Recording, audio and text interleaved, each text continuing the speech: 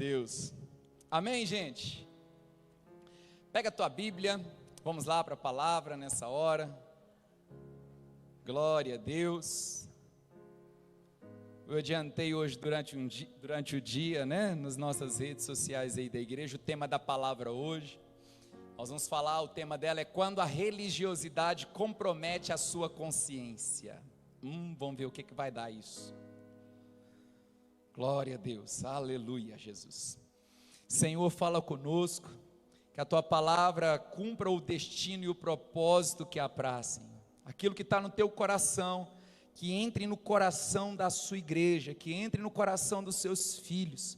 Abre o nosso entendimento, quebra, Senhor, as resistências, e que neste lugar haja uma atuação livre do Espírito Santo em cada um aqui, em nome de Jesus. Amém e amém. Glória a Deus, aleluia. Pega a tua Bíblia a princípio, meus irmãos, abra no livro de Filipenses, capítulo de número 1. Filipenses, capítulo 1. Glória a Deus. Queridos, nós estamos, não sei se todos os irmãos sabem, 2 cultos no domingo, de manhã, às 9h30, né, Cristo? 9h30 o culto da manhã. A partir das 8h30 tem um café da manhã que a gente serve aqui no estacionamento. Tem sido uma bênção os cultos da manhã. E às 7 da noite, tá bom? Glória a Deus, aí nós temos essas duas oportunidades de estarmos congregando no domingo. Muitas pessoas me perguntam, pastor, o que se prega de manhã é a mesma coisa que você prega à noite? Não, irmãos, não é, tá? Então são duas palavras diferentes, duas ministrações diferentes.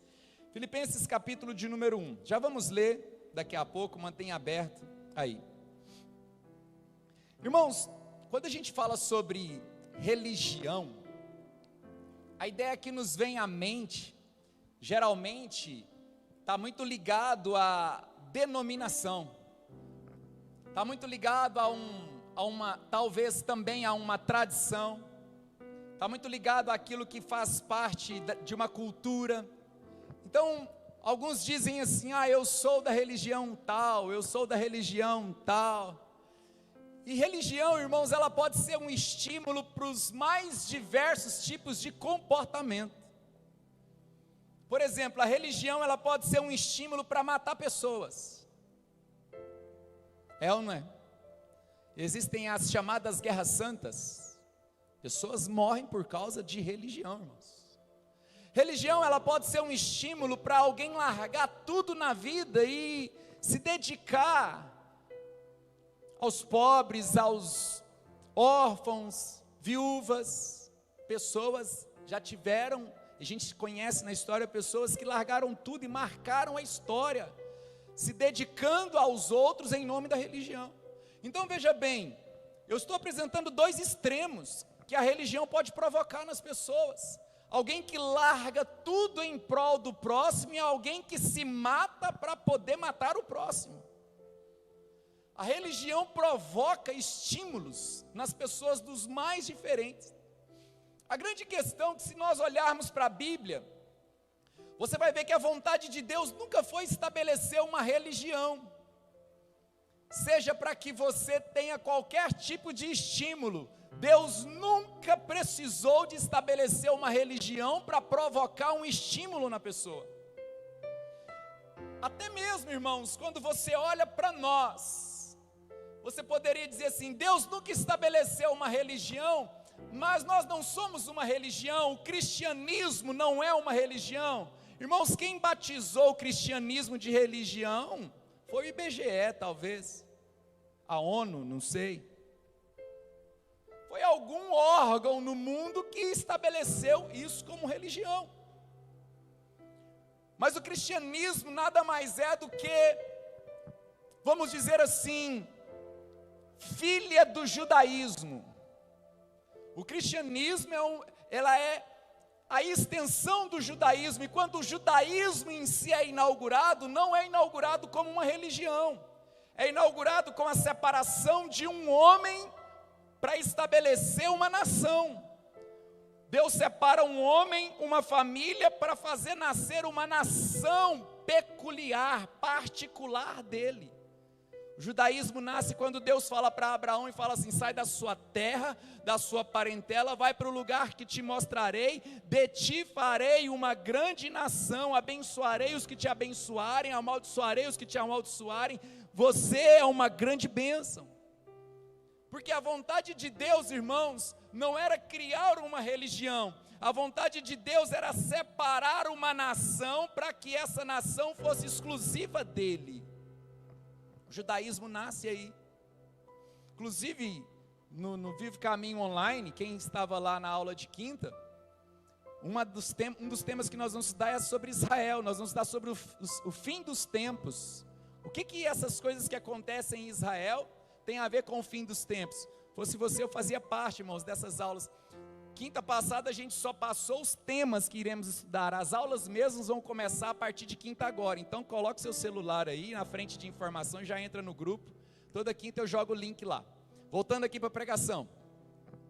Então, quando a gente olha, a ideia de Deus é separar Abraão e a família de Abraão, e ele diz: a partir dessa família eu vou fazer nascer uma nação, e essa nação vai ser exclusiva minha, porque eu quero me revelar a essa nação, eu quero fazer dessa nação meus filhos, eu quero fazer dessa nação uma extensão da minha natureza, uma extensão de mim mesmo. Ou seja, Deus não quis estabelecer uma religião, Deus quis se multiplicar nos homens. Se multiplicar nos homens. E dentro dessa ideia, irmãos, dentro desse contexto, todo e qualquer tipo de religião, ela não nasce a partir de Deus, ela nasce do próprio homem. Religião não nasce de Deus, religião nasce do homem.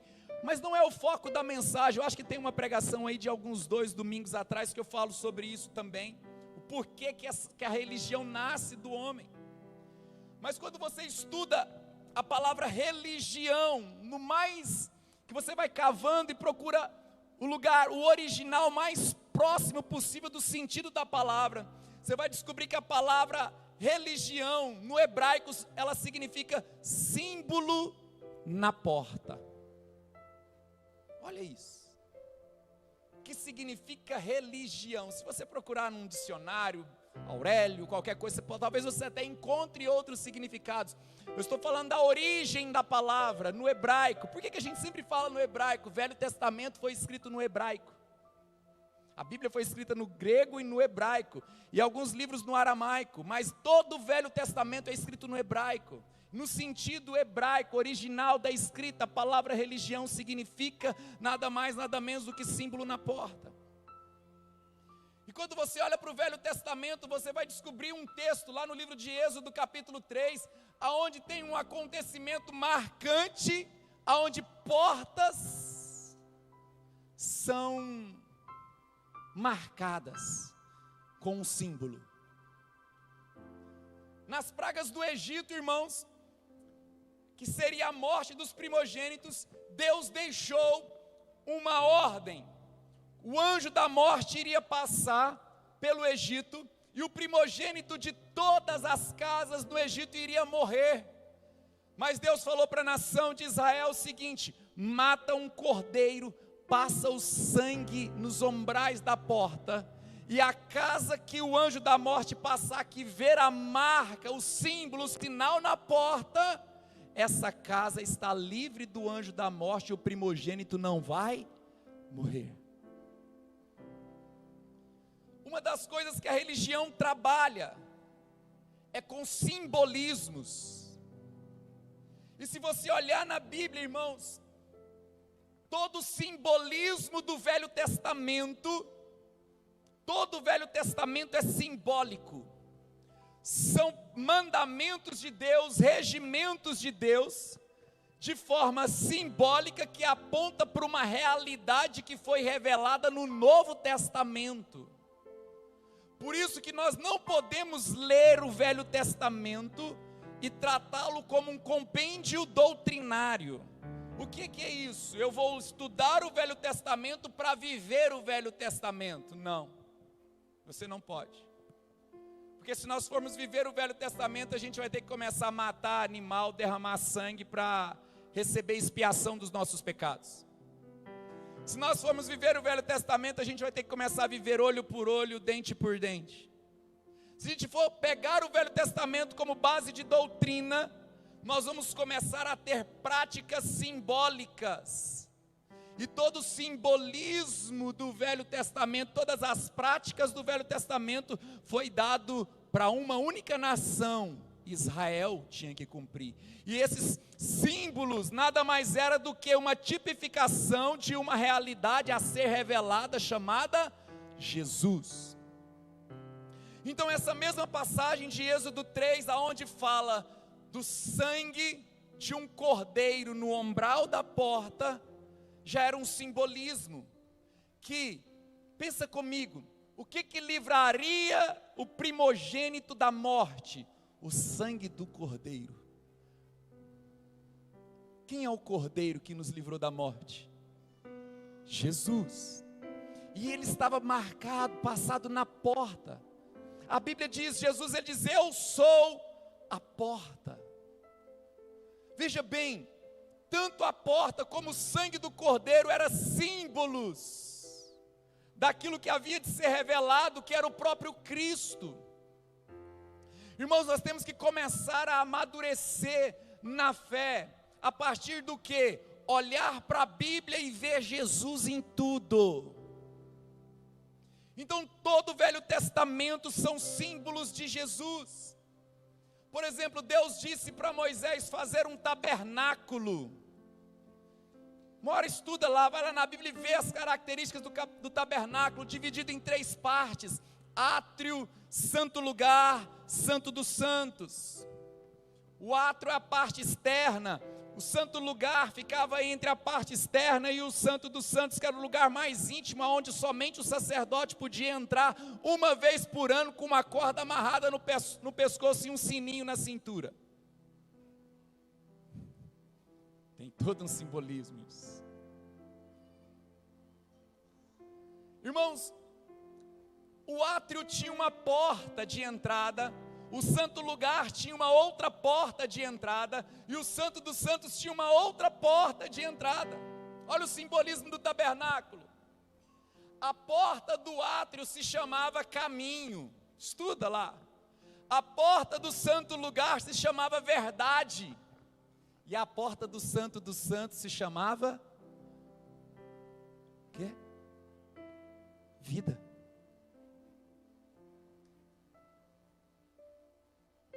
Irmãos, quando Jesus chega para o povo judeu e diz para eles o seguinte: eu sou o tabernáculo que Moisés levantou no deserto. Jesus disse isso para os judeus. De que forma que Jesus disse isso? Quando ele fala, eu sou o caminho, eu sou a verdade, eu sou a vida. Ao falar isso para alguém dentro da cultura judaica, o que eles estavam lembrando? Ele está dizendo que ele é o tabernáculo.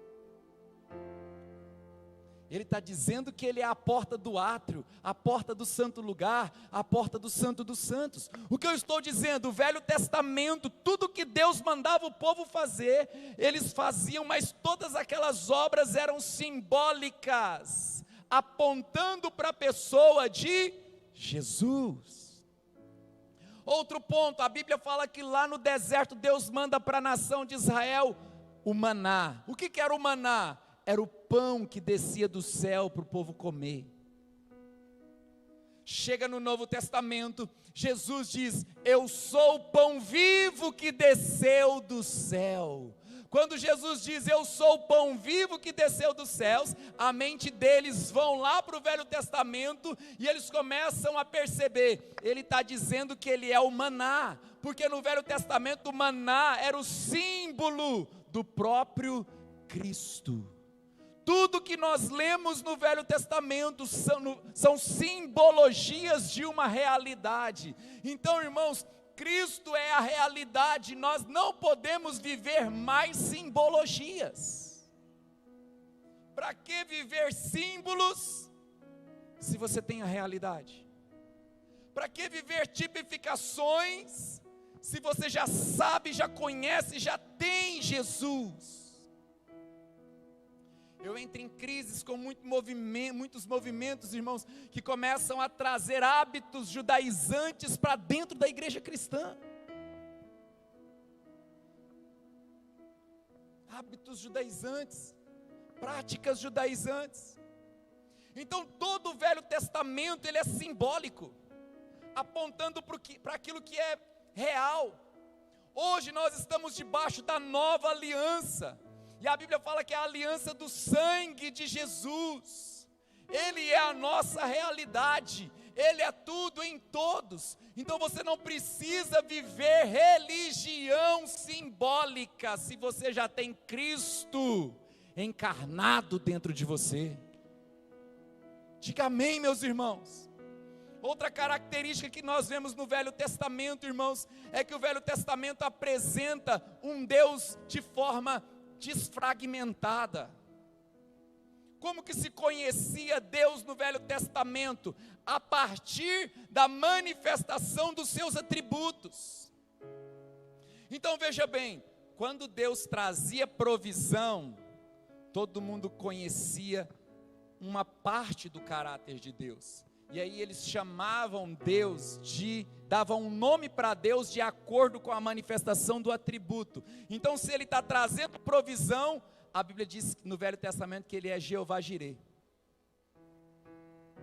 Imagina, Ele é conhecido pelo atributo. Então aquele nome de Deus está centrado exatamente no que Ele está fazendo naquele momento.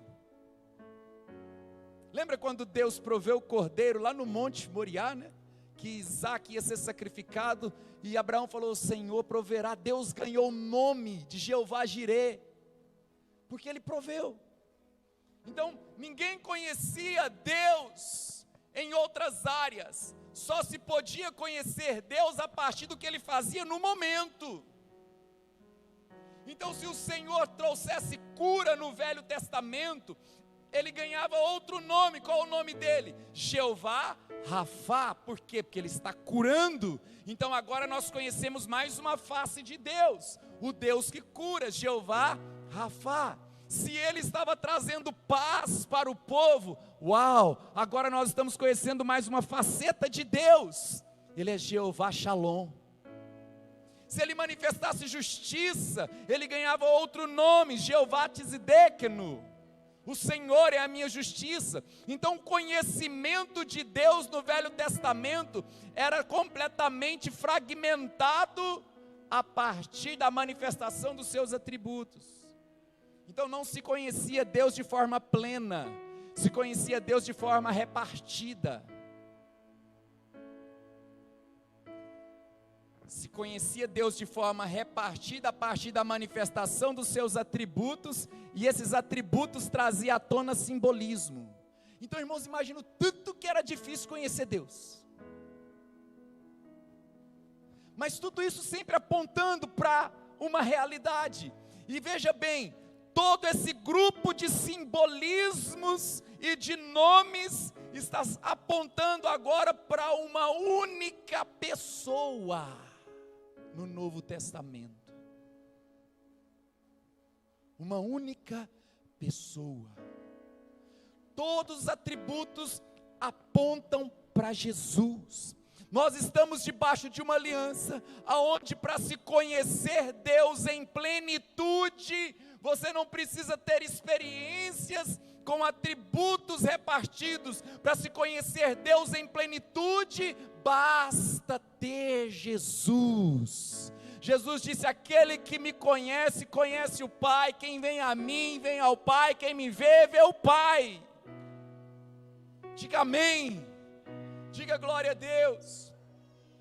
A grande questão é que a gente, mesmo tendo a plenitude da realidade, Efésios capítulo 4, quando fala sobre os dons ministeriais, um dos propósitos dos dons é levar a igreja à estatura da plenitude de Cristo. Veja bem, é fazer com que essa realidade plena da pessoa de Cristo também se torne a nossa realidade.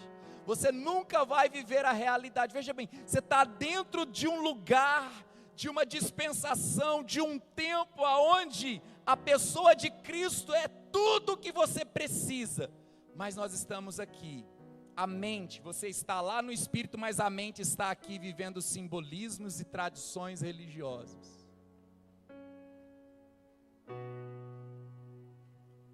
Você está num lugar em Deus, mas a sua mente, ela se apega aos simbolismos e às tradições. E aí que entra, porque existe uma diferença entre religião e religiosidade. O que é a religiosidade em si? É a maneira que eu vivencio a minha religião.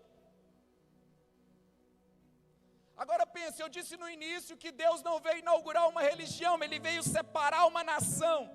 Mas nós estamos dentro de um simbolismo do Velho Testamento, fizemos disso uma religião, estamos saindo fora da simplicidade de Cristo.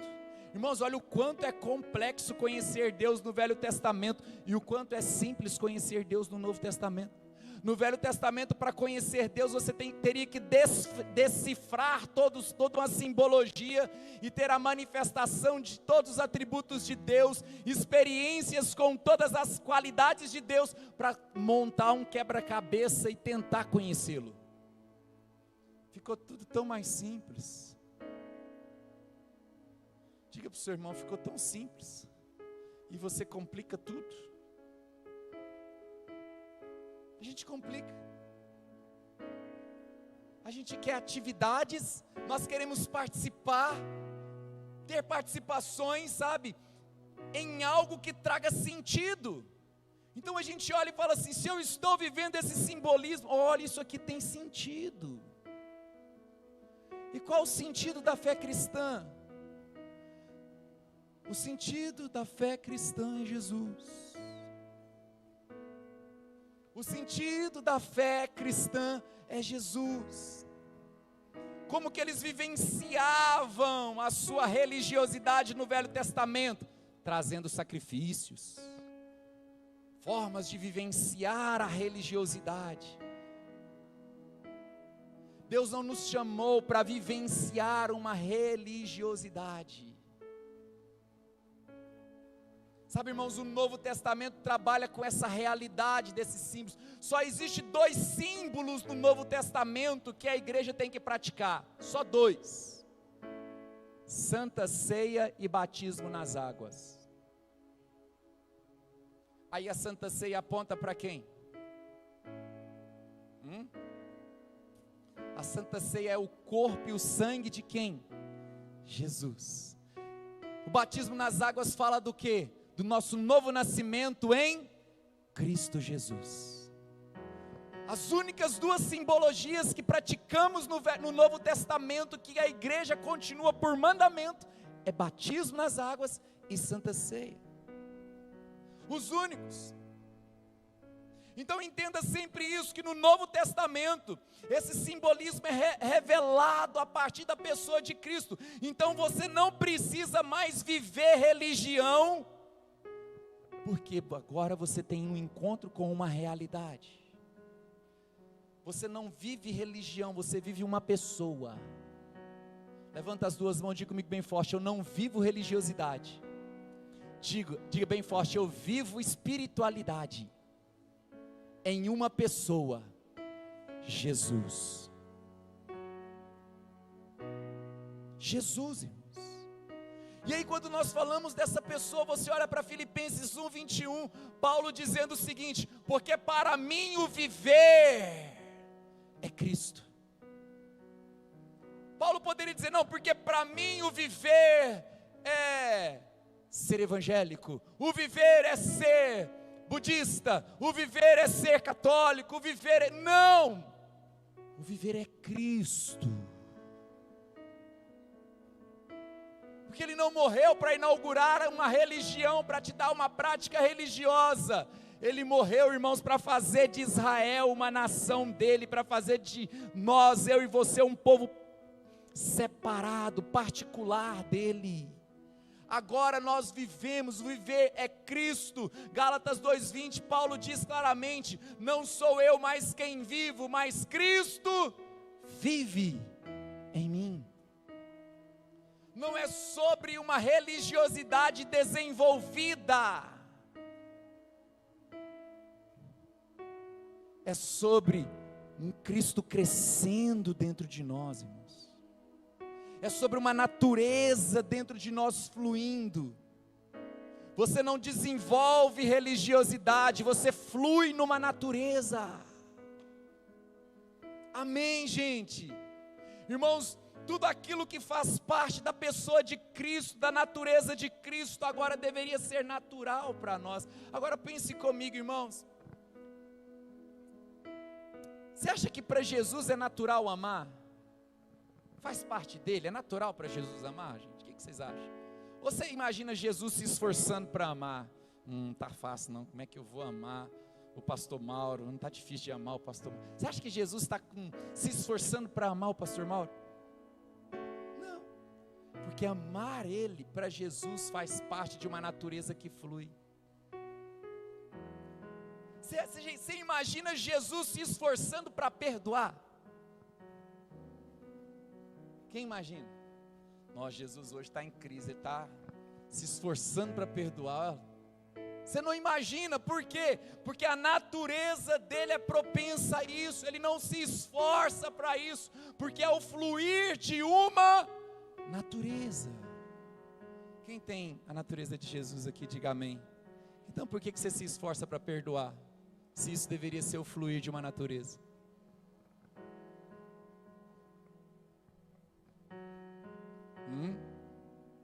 Você já observou que a gente se esforça para fazer aquilo que deveria ser tão somente um fluir? Um fluir, é natural. Amém? É natural Corinthians perder, Flamengo perder. Amém? Quem entende? Porque o time é ruim. Tem corintiano aqui? Flamenguista? É a natureza.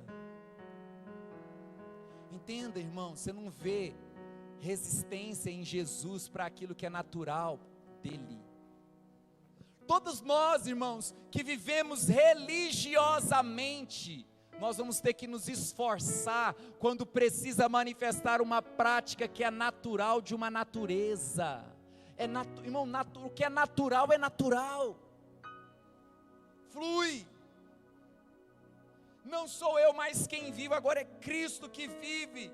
Para mim o viver é Cristo. Então veja bem, se agora não é sobre o desenvolvimento de uma religiosidade, mas o fluir de uma natureza, isso quer dizer, irmãos, que Deus não veio inaugurar uma religião para você desenvolver, Ele veio te dar uma natureza para você fazer parte da família dEle. Então se é o fluir de uma natureza, não é mais religião, é família, é DNA, família de Deus que tem um DNA. E aí você vai para a Bíblia, irmãos, você começa a descobrir algumas coisas que nós temos, que a palavra nos diz. Primeiro, a Bíblia fala que nós temos o nome de Cristo. Veja bem, o nome. Se o meu povo que se chama pelo meu nome, a palavra nos diz. Aí a gente pensa assim que é um povo chamando o nome de Jesus. Não, é um povo que é chamado pelo nome de Jesus. Não, gente, se fosse eu dava amém. Aleluia. É um povo que é chamado pelo nome de Jesus. Ou seja, o nome de Jesus está em você. Então a Bíblia diz que você tem o nome de Jesus. Segundo, irmão, se você vai para o livro de Efésios, no capítulo 2, a Bíblia diz que nós temos o sangue de Cristo. O sangue dele está em nós. Você tem o nome dele, você tem o sangue dele. 1 Coríntios no capítulo 2, verso 16, a Bíblia diz que nós temos a mente de Cristo. Espera aí. Não é o desenvolvimento de uma religiosidade, é a manifestação de uma pessoa. E se essa pessoa está em mim, a Bíblia diz que eu tenho o nome dele, eu tenho o sangue dele, eu tenho a mente dele. 1 Coríntios 14 diz que nós temos a linguagem de Cristo. Aquele que fala em outras línguas, não fala aos homens, mas fala a Deus, e em mistérios fala. E em espírito fala os mistérios de Deus. Quando você vai para Colossenses, a palavra diz em Colossenses que Cristo é o mistério de Deus. Então quando você ora em outras línguas, você está falando Cristo, porque Cristo é o mistério de Deus. Então diga comigo, diga bem forte: eu tenho o nome de Cristo, sangue de Cristo, mente de Cristo, linguagem de Cristo. 1 Coríntios capítulo 12 diz que nós somos o corpo de Cristo. O corpo dele. Irmãos, a Bíblia chega a dizer em 2 Coríntios, irmãos, lá no capítulo de número 2, verso 14, que nós somos até o bom perfume de Cristo. Irmão, você é o corpo, o sangue, a mente, a linguagem, o nome, e no final ele ainda você ainda cheira ele. Você está entendendo? Que ele veio constituir quem ele é em você, que ele veio, de certa forma, construir ele em você. Não é viver um simbolismo, é viver um bom cheiro, um perfume. Não é viver, irmãos, uma fragmentação a partir de atributos que ora aparece e ora não. É ter uma mente, a mente de Cristo. Você acha que a mente de Cristo, irmãos, não brilha na nossa intelectualidade? Ei, a Bíblia diz que nada que existe existiria se não fosse por meio dele. Nada. Então foi a mente de Cristo que projetou os céus e terra. Talvez você está aí pensando, como é que eu vou construir isso? Como é que eu vou construir aquilo? Como é que eu vou construir essa família que está trincada aqui nos fundamentos? Espera aí, o construtor dos céus e da terra sabe como construir qualquer coisa que você precisa. Que a mente de Cristo ilumine sua mente para que você saiba como construir. Não, eu preciso de um simbolismo, de uma prática religiosa, de um caminho religioso que diz o que eu tenho que fazer, para onde ir. Sabe por quê, irmãos? A gente quer alguém que nos dirija religiosamente. A gente não quer assumir a responsabilidade de desenvolver a natureza de Cristo em nós. E é muito mais simples, irmãos. Então nós temos o nome de Cristo, o sangue de Cristo, a mente de Cristo, a linguagem de Cristo, somos o corpo de Cristo, temos até o bom perfume de Cristo. Cristo, irmãos, entenda isso, você não vive religiosidade, esquece isso. Você vive espiritualidade. Toda espiritualidade cristã, ela é regida por algo. O que que rege? O que que alimenta? O que que nutre essa natureza? A palavra, irmãos. A palavra de Deus. Agora preste atenção. Toda espiritualidade, ela é pedagógica. Toda espiritualidade, ela gera ensino. Entenda, Jesus falou assim: não vos deixarei órfãos, enviarei o meu Espírito. Não, Jesus, você não vai não. Não, se eu não for, o conselheiro não virá. Olha o que Jesus diz. Qual o papel de um conselheiro?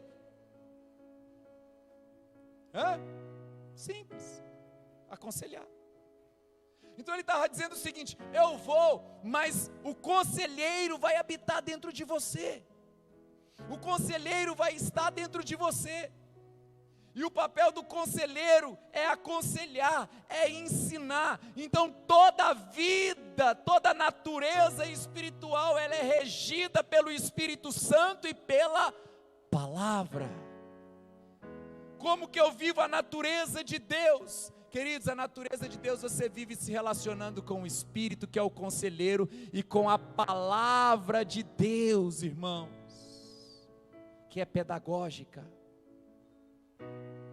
Então diga comigo assim: eu preciso do Espírito Santo e da palavra. Pronto. Irmão, eu quero simplificar, para que você saia dos extremos que a religião produz dentro do coração do homem. Você só precisa do Espírito Santo, você precisa da palavra, e você precisa de disposição para buscar a Deus.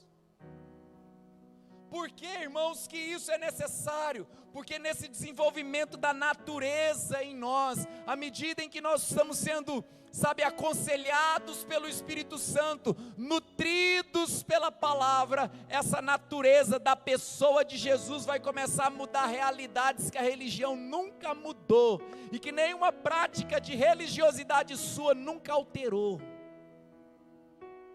Nunca. Irmãos, preste atenção.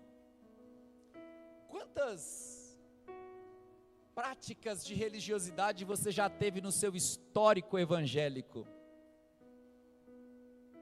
para mudar situações da sua vida? Uma vez nós oramos por uma mulher e ela estava assim, muito perturbada mesmo. Ela já tinha, acho que mais de 40 dias que não tomava banho. Pensa a cena, o estado.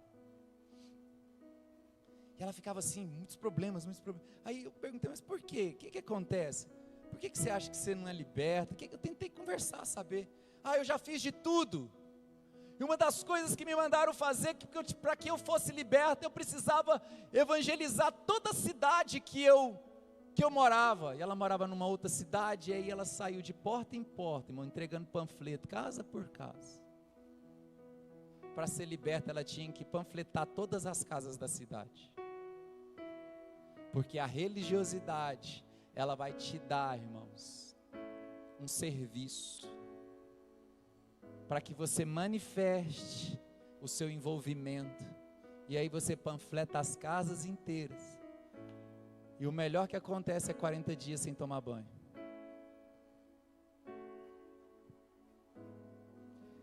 Irmãos, vocês não têm noção o quanto as pessoas estão estragadas.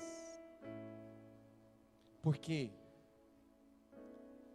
Porque as pessoas não entendem, irmãos, que a natureza de Jesus em nós, ela veio gerar em nós uma consciência para mudar religiosidades, não potencializar o simbolismo das coisas. Presta atenção. Você não se torna espiritual para pular na igreja. Mas pode pular, não tem problema não. Mas não é para isso.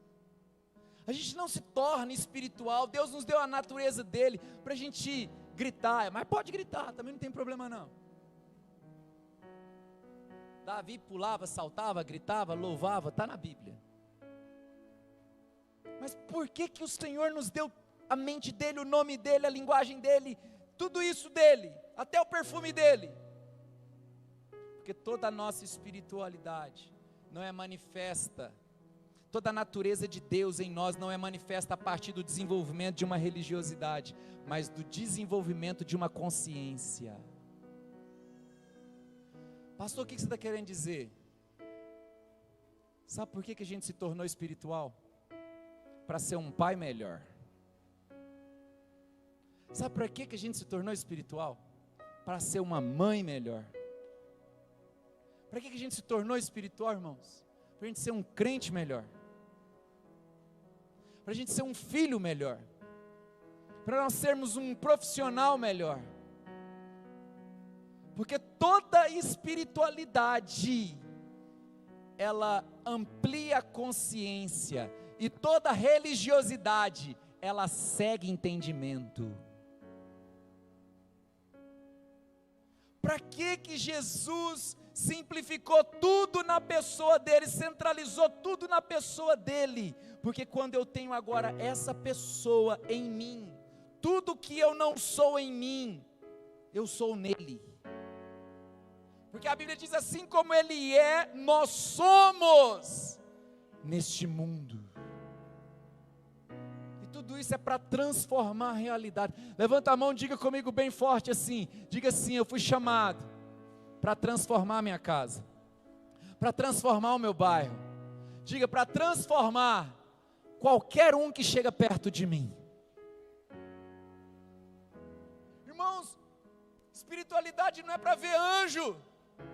Ah, mas eu queria ver anjo, amém, se a gente ver anjo vai ser muito bom, vai ser legal, mas isso não é para o desenvolvimento de experiências místicas,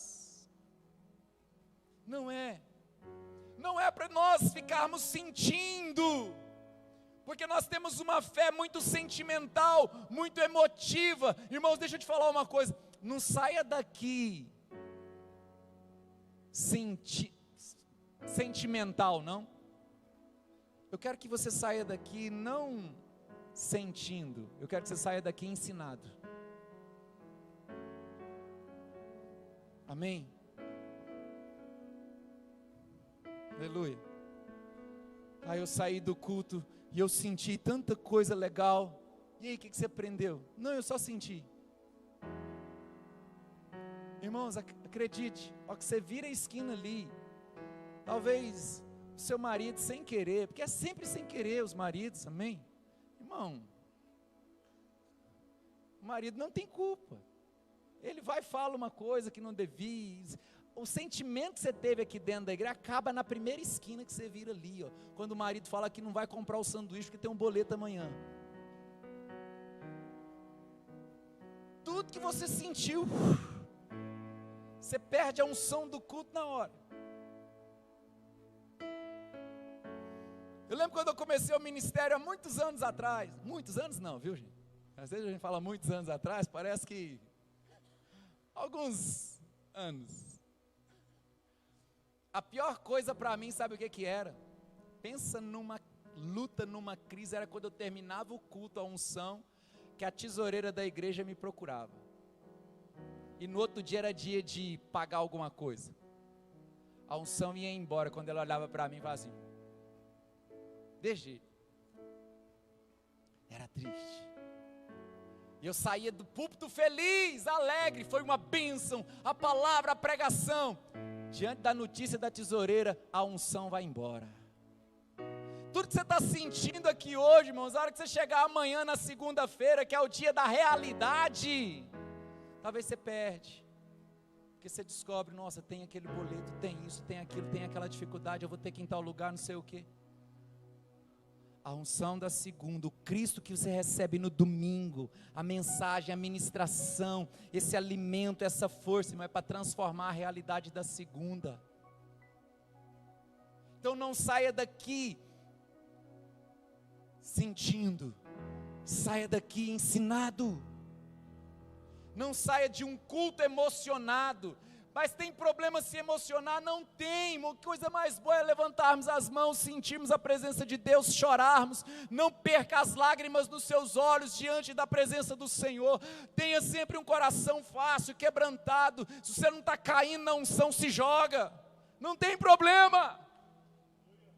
Mas o foco não é sair daqui emocionado. O foco é sair daqui conscientizado. A religião, sabe, irmãos, você não entrou aqui para ter uma prática de religiosidade, para cegar a sua consciência a partir de simbolismos.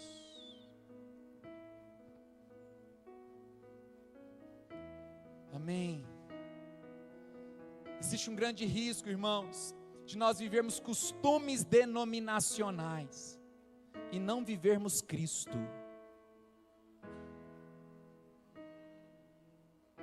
É sério. Tem muitas pessoas que só vivem o costume da denominação, porque é a maneira dele vivenciar a sua religião. Como que ele vivencia a sua religião? eu não assisto isso, eu não jogo futebol, eu visto esse tipo de roupa, meu cabelo é assim. É o simbolismo de vivenciar a sua religiosidade para mostrar que tem uma religião. Mas se você olhar o jeito de falar, se você sentir o perfume, não está cheirando Jesus. Esse jeito de falar, não estou ouvindo Jesus. Esse jeito de pensar, isso não é a mente de Cristo. Não é. Vocês estão entendendo? Quem anda com você experimenta uma vivência de religião ou sente realmente Cristo? Toca realmente em Cristo? Por isso que a Bíblia diz que a criação aguarda ardentemente a manifestação de mais uma igreja. É isso que está escrito? A abertura de mais uma denominação, mais uma religião. A criação aguarda ardentemente a manifestação dos filhos de Deus, porque se é filho, tem DNA do Pai.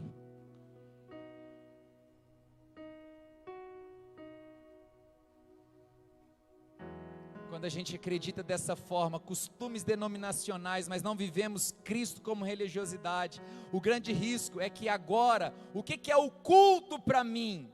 O culto é a minha religiosidade. Só que agora esse culto se torna a minha cultura. E o pior, irmãos, que agora a minha cultura se torna a minha lei. Já viu aqueles países, por exemplo, que a mulher usa aquela vestimenta que tampa de cima e embaixo assim, é burca, se não me engano? É isso mesmo? Alguém sabe me dizer? Acho que é o nome daquela veste, né? Inteira. Aquilo é uma forma de vivência, aquilo é um ato, é uma religiosidade para expressar a vivência da religião. Só que naquele país, se não me engano o Irã e alguns países árabes que adotam isso, aquela forma de viver religiosidade já impregnou na cultura. E agora, irmãos, aquela veste se tornou lei. Se a mulher sai na rua sem aquela roupa, ela é incriminada. Porque a religiosidade entrou na cultura e a cultura se tornou lei no país. Irmãos, que inferno, hein? Que terrível. Aí eu te pergunto, qual o tema da mensagem? Quando a religiosidade compromete a consciência. Líderes desses países, políticos desses países já têm a consciência completamente comprometida pela religiosidade. E agora o que se aprova como lei no país tem a ver com essa consciência cauterizada pela própria religião. Pela própria religião. Toda religiosidade, ela arranca o potencial humano, limitando esse homem apenas a um simbolismo, a um sincretismo religioso. Acaba. Mateus capítulo 15, irmãos, certa vez os fariseus olharam para os discípulos de Jesus e falou para eles assim, a gente estava observando seus discípulos comerem. O que você estava observando eles comerem? Eles não lavam as mãos antes de comer. Eles vão para o inferno. Não lavam as mãos antes de comer. Bom, rapidinho, joga para mim capítulo 15 aí, de Mateus. Mateus 15, abre aí, meus irmãos. Joga na tela aqui também. Pareceu da Atena. Joga na tela, é assim que ele fala. Olha o que diz o texto. Então alguns fariseus, mestres da lei, que haviam chegado de Jerusalém, foram a Jesus e perguntaram, vamos lá, por que os seus discípulos transgridem a tradição dos anciãos, pois eles não lavam as mãos antes de comer? Seguindo, Jesus respondeu: e por que vocês transgridem o mandamento de Deus por causa da tradição de vocês? Aí vê o que Jesus diz, vamos lá, versículo seguinte: pois Deus disse, honre o seu pai e sua mãe, e quem amaldiçoar o seu pai e sua mãe terá que ser executado. Irmãos, deixa eu te fazer uma pergunta, quem te ensina a lavar a mão antes de comer? Hã? Quem te ensina? Seu pai e sua mãe, ok? Os seus pais e seu pai e sua mãe,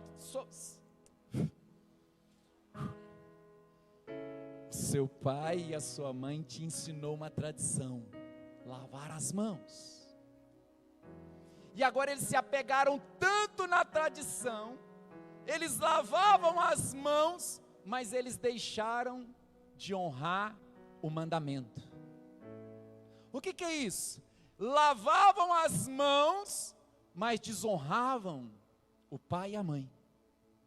Aí os fariseus chegam e falam: por que seus discípulos não lavam a mão? É a nossa tradição. E Jesus pegou e falou assim: por que vocês, em nome da tradição, não estão honrando quem ensinou a tradição? Irmãos, o que é mais importante, honrar pai e mãe ou lavar a mão antes de comer? A religiosidade vai te ensinar a honrar uma tradição, mas vai te afastar de um mandamento, de um fundamento. Quantos filhos, talvez até aqui no nosso meio, vivem muitas coisas que os pais ensinaram, mas está com mágoa do pai, não conversa com a mãe, está rompido com a família, mas administra igual o pai ensinou, cuida das coisas igual a mãe ensinou, né? Cozinha igual a mãe ensinou,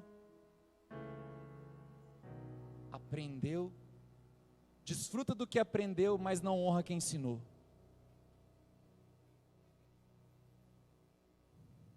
Vamos lá?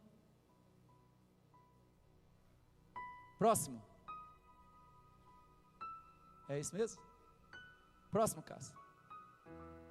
Certamente, mas vocês afirmam que se alguém disser a seu pai ou sua mãe, qualquer ajuda que vocês poderiam receber de mim, já dediquei a Deus como oferta. Seguindo. Certamente não precisa honrar a seu pai, assim vocês anulam a palavra de Deus por causa da tradição de vocês.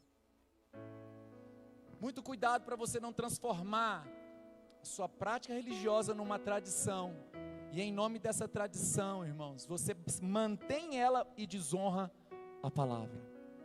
Cristo é a palavra. Toda a nossa espiritualidade, tudo que Deus nos dá, a natureza de Cristo em nós, irmãos, ela vai potencializar tudo que nós somos humanamente falando.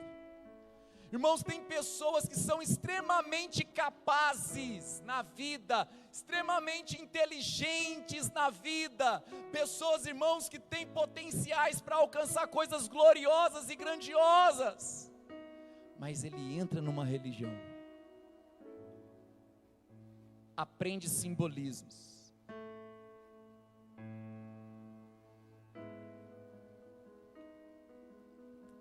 É até difícil falar isso, mas não vou citar nomes.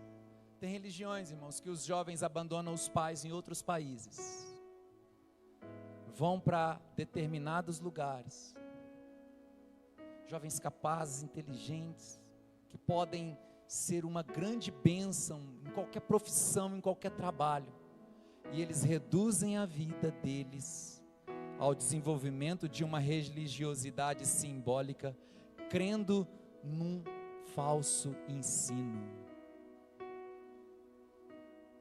Não vou entrar em detalhes, é complicado falar. A natureza de Jesus, ela veio para potencializar sua condição humana. Eu quero encerrar dizendo aos irmãos: Jesus é o Deus que se fez homem e foi reconhecido em figura humana. Amém? Quando Deus precisou ser reconhecido pelos homens, Jesus se fez homem.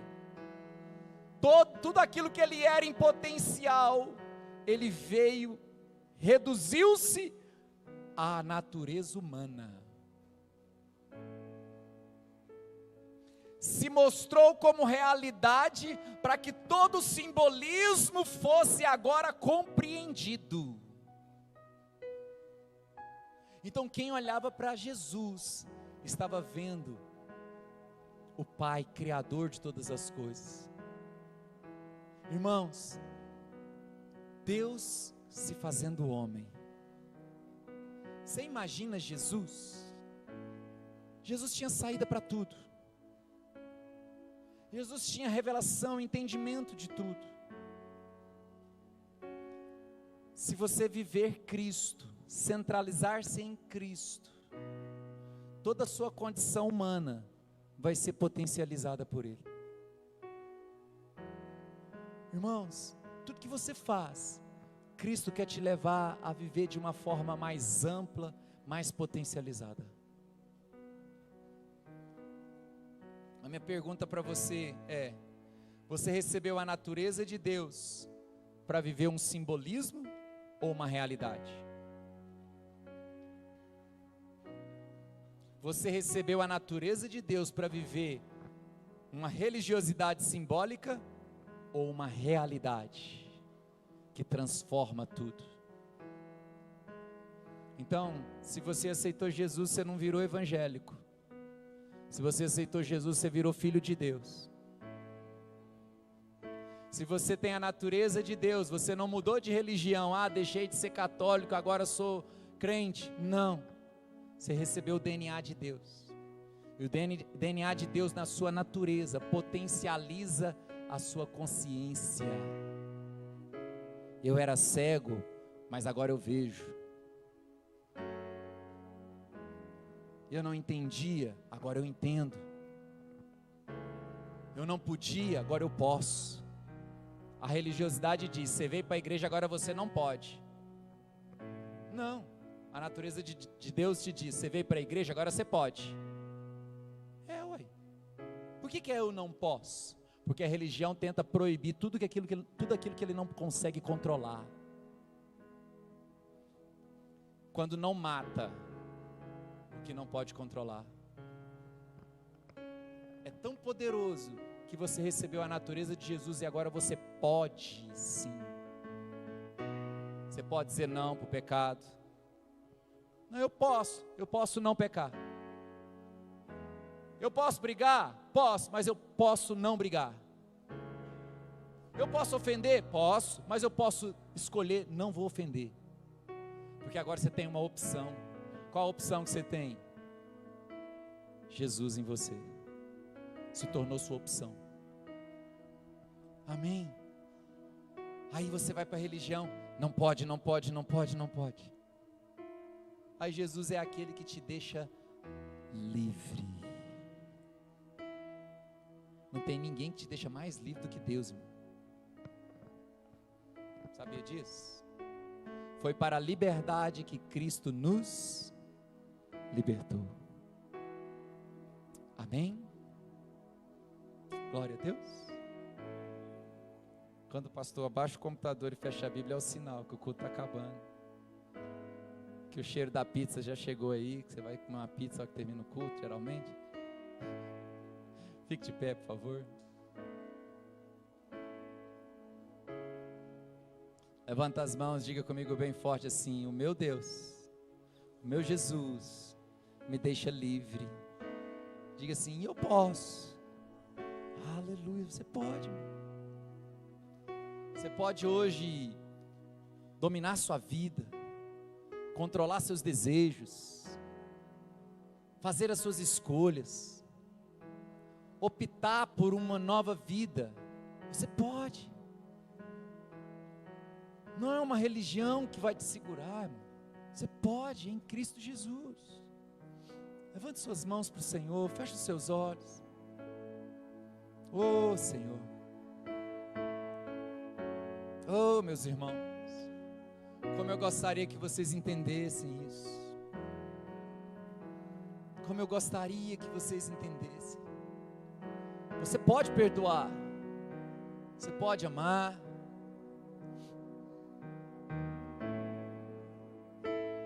São dias de ensino, irmãos. Eu vou repetir isso. Nós estamos vivendo dias de ensino. Esse tempo é um tempo de ensino.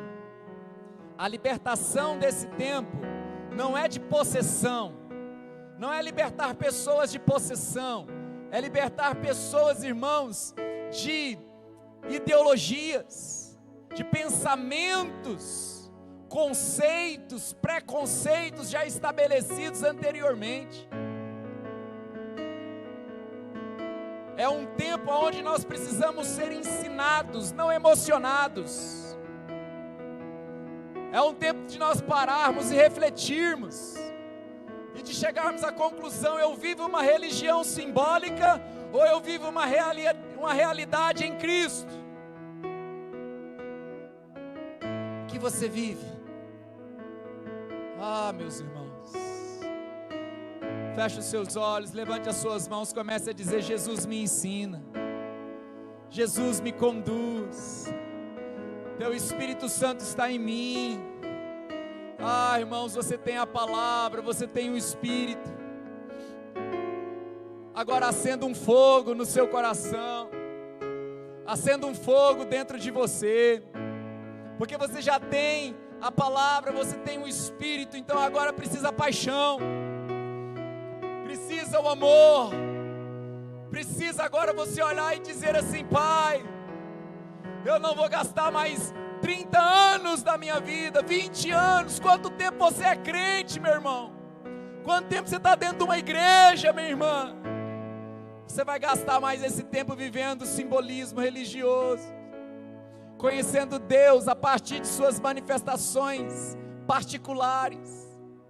Não, Cristo é a plenitude do Pai.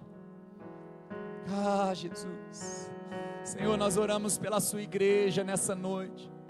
Nós não queremos viver, ó Pai amado, uma religiosidade que compromete nossa consciência. Não queremos, Pai. Nós queremos ser livres no entendimento. Queremos ser livres no entendimento, Senhor. Ah, Deus, nos dá o entendimento que o Senhor tem em todas as áreas que atuamos nessa terra. Ah, meu irmão, se você é da área do direito, se você é da área do ensino, se você é da área da administração, se você, meu irmão, trabalha em algum comércio, eu não sei o que você faz. Se você é da área da saúde, que o Espírito Santo te ensine o que Ele deseja te ensinar naquilo que você faz, porque o Espírito Santo potencializa as suas faculdades humanas, e Ele te dá condição do Deus se encarnar e ser reconhecido, assim como Deus foi reconhecido em figura humana, Cristo vai ser reconhecido nas suas atividades humanas. As pessoas vão sentir o cheiro de Cristo em você, eles vão ver o intelecto, a mente de Cristo em você, eles vão ver, eles vão tocar no corpo de Cristo. A igreja é o corpo de Cristo na terra.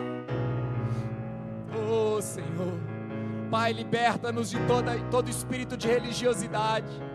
Liberta-nos, ó Deus, em nome de Jesus, em nome de Jesus. Ah, Senhor, nos ensina, Pai,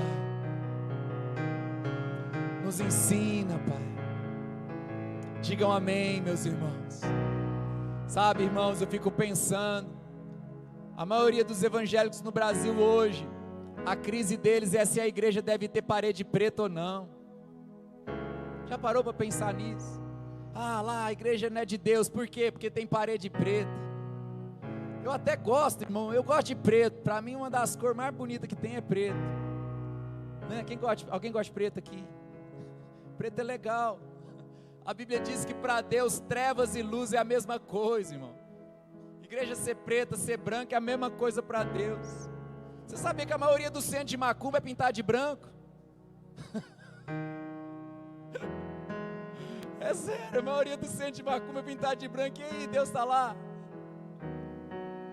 Para você ver, irmãos, o tanto que a gente se prende em coisas que nada mais é do que os nossos símbolos da nossa teoria humana e religiosa.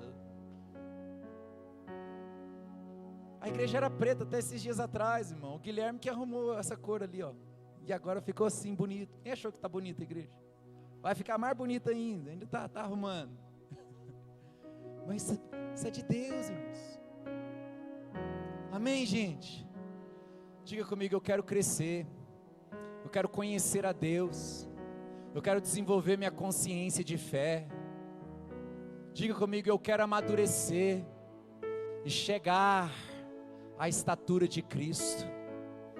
Amém. Você pode aplaudir bem forte ao Rei.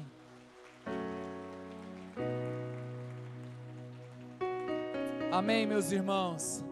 Queridos, que Deus abençoe vocês. Tenha uma ótima noite de domingo. Eu profetizo uma semana abençoada em tudo aquilo que você tocar as mãos, em nome de Jesus.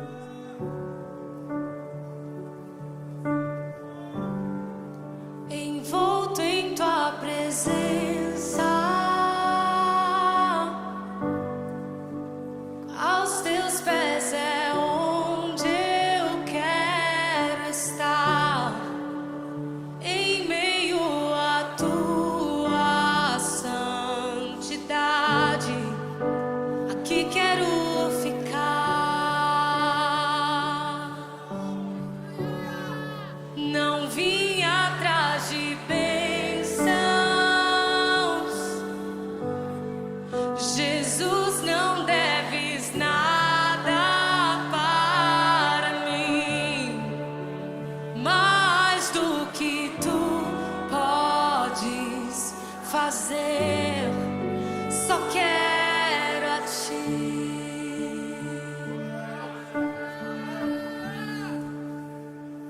Lamento por viver indiferente, lamento por não cantar de coração. Leva-me ao primeiro amor, eu abro o meu coração.